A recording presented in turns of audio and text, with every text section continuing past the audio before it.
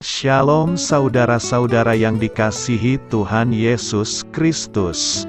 Selamat pagi, selamat berjumpa dalam renungan pada pagi hari ini. Selamat beraktivitas dan selamat melayani Tuhan.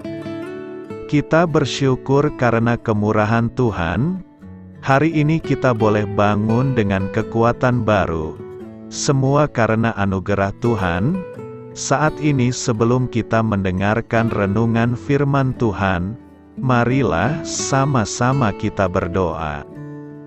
Bapa kami yang di sorga, Bapa dalam nama Tuhan Yesus Kristus, Tuhan dan Allah kami yang baik, kami bersyukur untuk berkat kemurahan-Mu, di sepanjang malam Tuhan sudah lindungi kami. Dan pagi ini kami boleh ada sebagaimana kami adanya.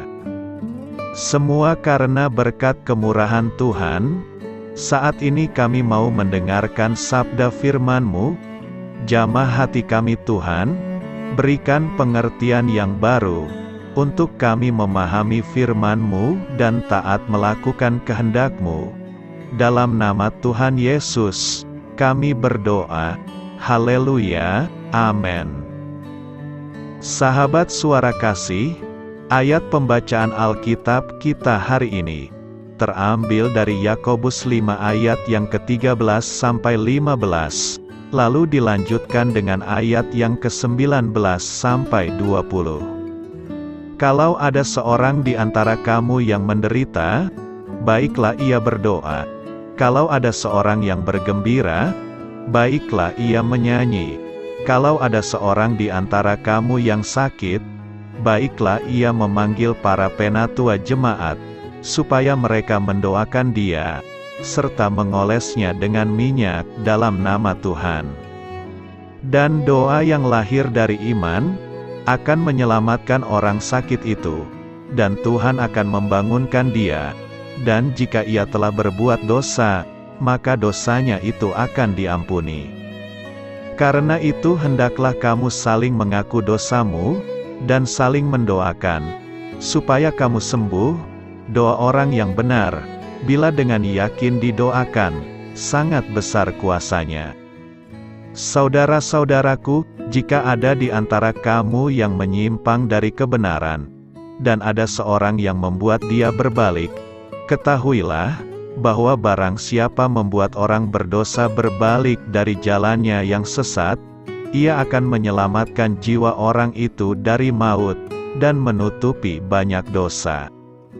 Sahabat suara kasih, ayat emas renungan kita hari ini adalah Yakobus 5 ayat 14-15. Kalau ada seorang di antara kamu yang sakit, baiklah ia memanggil para penatua jemaat, supaya mereka mendoakan dia, serta mengolesnya dengan minyak dalam nama Tuhan. Dan doa yang lahir dari iman, akan menyelamatkan orang sakit itu, dan Tuhan akan membangunkan dia, dan jika ia telah berbuat dosa, maka dosanya itu akan diampuni. Judul renungan kita hari ini adalah, ditulis oleh Chris Russell. Sahabat suara kasih, saya sangat percaya dengan mujizat kesembuhan. Saya telah mengalami kesembuhan Tuhan dalam hidup saya sendiri, dan saya juga telah menyaksikan kesembuhan berjuta-juta orang. Selama beberapa dekade dalam pelayanan, saya sangat terhibur oleh ayat-ayat seperti yang ada di Yakobus. Ayat-ayat ini memberi harapan dan kekuatan yang besar. Saya percaya bahwa Tuhan menyembuhkan, dan saya juga percaya bahwa kesembuhan bukanlah satu-satunya jalan yang Dia pilih untuk kita. Terkadang untuk menyempurnakan rencananya, Dia membiarkan kita melewati proses, kesulitan, dan penderitaan. Alasannya adalah kita seringkali belajar banyak hal melalui penderitaan yang tidak akan pernah kita dapatkan dari belajar melalui buku, seminar, atau kenyamanan dan kemakmuran. Paulus memiliki masalah dengan penglihatannya yang tidak pernah disembuhkan oleh Tuhan. Ketika Timotius sakit, Paulus menyuruhnya untuk minum anggur. Lazarus mati sebelum dibangkitkan kembali. Paulus berkata bahwa dia memiliki duri di dalam dagingnya, dan dia berdoa berkali-kali agar Tuhan menyingkirkan duri tersebut, tapi Tuhan tidak pernah melepaskannya. Ayub menderita karena Tuhan memiliki tujuan yang besar baginya, daripada sekedar kenyamanan di planet ini, dan penderitaan Ayub bukan akibat dari kurangnya iman. Beberapa berkat terbesar di dunia ini datang dari kuasa Tuhan di tengah masa-masa pencobaan. Tuhan mengubah kita, membentuk kita, memperkuat kita, dan membangun kita melalui kesulitan. Tidak ada yang bisa menyamakan perasaan dihibur oleh Tuhan sendiri di saat-saat masa kelam itu. Selama 25 tahun terakhir saya melayani, saya telah melihat orang-orang sangat tersakiti oleh ajaran palsu, bahwa Tuhan selalu menyembuhkan setiap sakit penyakit. Kepercayaan seperti itu dapat menyebabkan rasa kekecewaan yang sangat besar bagi mereka yang menderita, ketika Tuhan memilih untuk tidak menyembuhkan. Dampaknya orang Kristen yang menderita tidak cukup percaya atau menyembunyikan semacam dosa. Saya telah melihat orang Kristen yang hancur dalam iman mereka atas ajaran yang salah ini. Sahabat Suara Kasih, kita harus menyadari bahwa terkadang menyembuhkan atau tidak adalah rencana Tuhan untuk kita. Tapi tidak apa-apa, Dia tetap mencintai kita. Dia masih punya rencana, dan Dia masih memiliki tujuan yang besar atas rasa sakit yang kita rasakan. Dan perasaan ini akhirnya akan memberkati kita lebih dari yang kita bayangkan. Marilah kita renungkan, Tuhan sering memberikan mujizat kesembuhan. Namun terkadang Dia mengajarkan kita lebih banyak hal, ketika kita berjalan dalam penderitaan. Tapi untuk mengalami berkat seperti itu, penting bagi kita untuk berlari kepada Tuhan, dan tidak menjauh darinya saat berada di tengah badai. Amin.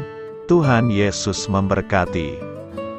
Sahabat Suara Kasih, demikianlah renungan firman Tuhan pada pagi hari ini.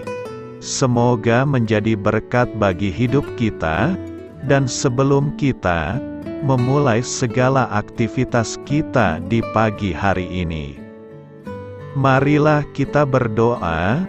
Bapa kami yang di sorga, Bapa di dalam nama Tuhan Yesus Kristus, terima kasih Bapa, karena Engkau sudah menjadi Allah bagi kami.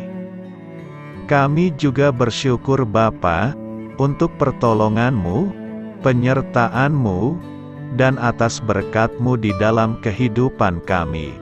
Kami berbahagia dan bersyukur Bapa, untuk kebaikan-Mu di pagi hari ini.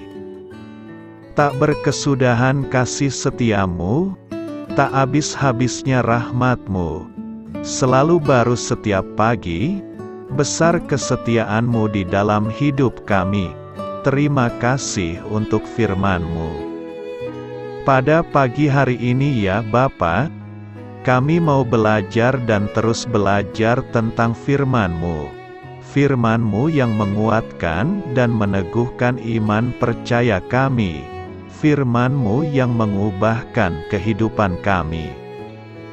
Kami mau berjalan bersama dengan Engkau di sepanjang kehidupan kami Bapa, agar kami tidak tersesat di dalam dunia ini. Terima kasih Bapa, buat kesempatan dan nafas kehidupan yang masih Engkau berikan. Kami mau memakai kehidupan kami untuk hormat dan kemuliaan nama-Mu. Segala pergumulan dan masalah hidup kami serahkan di dalam tangan-Mu. Engkau yang akan menyelesaikannya bagi hidup kami. Kami hanya berharap kepada-Mu, Bapa. Hamba berdoa untuk saudara-saudara kami yang sudah mendengarkan renungan firman-Mu pada pagi hari ini. yang saat ini sedang mengalami sakit penyakit, pergumulan, masalah, kebutuhan ekonomi. Kiranya Engkau yang jamah, sembuhkan dan pulihkan. Berkati juga perekonomian mereka, serta berikan jalan keluar di setiap pergumulan masalah yang mereka sedang hadapi. Dan ajarlah kami Bapa, untuk selalu berharap dan percaya sepenuhnya kepada Tuhan Yesus. Kiranya Engkau yang terus memberkati kehidupan kami, keluarga kami, dan sanak saudara kami, daerah tempat tinggal kami, bangsa dan negara kami, pemerintah-pemerintah kami. Biarlah semuanya dalam perlindungan-Mu Bapa, dan jadilah sesuai dengan kehendak-Mu yang terbaik di dalam kehidupan kami. Dan pada pagi hari ini ya Bapa, kami mau berterima kasih buat perlindungan-Mu di sepanjang malam yang telah kami lewati. Pagi hari ini, kami akan memulai aktivitas kami sebagaimana mestinya. Kami yakin dan percaya, perlindungan-Mu tetap ada di dalam hidup kami, dan juga di sepanjang hari yang akan kami lewati ini. Terima kasih Bapa. Inilah yang menjadi doa dan permohonan kami. Dalam nama Tuhan Yesus Kristus, kami berdoa. Amin.